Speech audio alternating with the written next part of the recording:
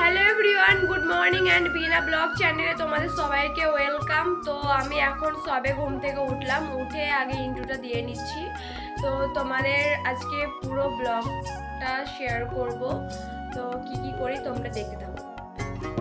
তো ঘুম থেকে উঠে সবার প্রথমে আমি এখানে বিছানা গোছ করতে লেগে গেছি। বিছানা গোছ করা হয়ে গেলে আমি এখানে বাইরে যাচ্ছি, কারণ ব্রাশ করব। তো এই দেখো গেটটা খুলে আমি বাইরে চলে এসেছি আর একটু ঢং করছি। তো চলো এবার ব্রাশ করতে যাওয়া যাক। 1 hour later. তো এখানে আমি ব্রাশ করে একদম স্নান করে নিয়েছি, কারণ আজকে আমি একটা জায়গায় যাব। তো চলো রেডি হয়ে তোমাদের সাথে কথা বলছি। Few moments later. তো এখানে আমি রেডি হয়ে গেছি, আর রেডি হয়ে তোমাদের আমার ফাইনাল লুকটা দেখিয়ে দিলাম। তো এখানে তারপরে আমি এখন যাচ্ছি বৌদির কাছে বৌদির সঙ্গে একটু দেখা করতে। তো চলো যাওয়া যাক। তো এখানে আমি বৌদিদের বাড়ি চলে এসেছি আর বৌদির দিকে যাচ্ছি আমি। তো এই দেখো বৌদির কাছে এসে বৌদি মুখ লোকাচ্ছে, বলছে কিনা যে তোকে ভালো লাগছে, আমাকে ভালো লাগছে না। তো এখানে আমি আবার বৌদির সাথে দেখা করে বাড়ি চলে এসেছি। তো এই দেখো আমার মাও রেডি হয়ে গেছে, এবার দাদার জন্য ওয়েট করছি। তো দাদাকে ফোন করেছিলাম, দাদা বলল আসছি। আর এই দেখো অবশেষে ছাগলটার দেখা মেলে। তো দাদা আসলে আমরা বেরিয়ে পড়ি। তো চলো দেখা হচ্ছে। Few moments later.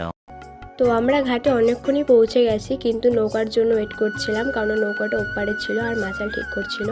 তো এখানে আমরা নৌকায় এখন দাঁড়িয়ে আছি। তো চলো নৌকা থেকে নেমে তোমার সাথে দেখা হচ্ছে। Later.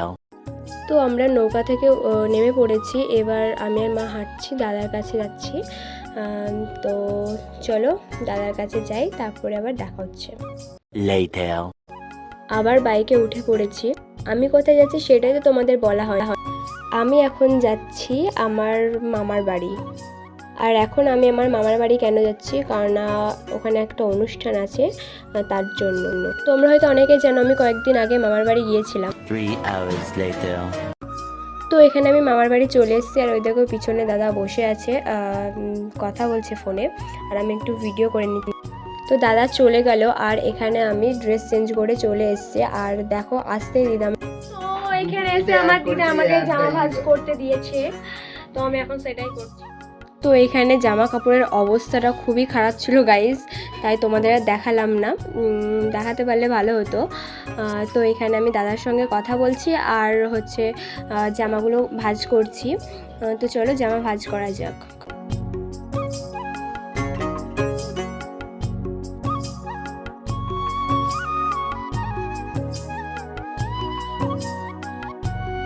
Two 2,000 years later.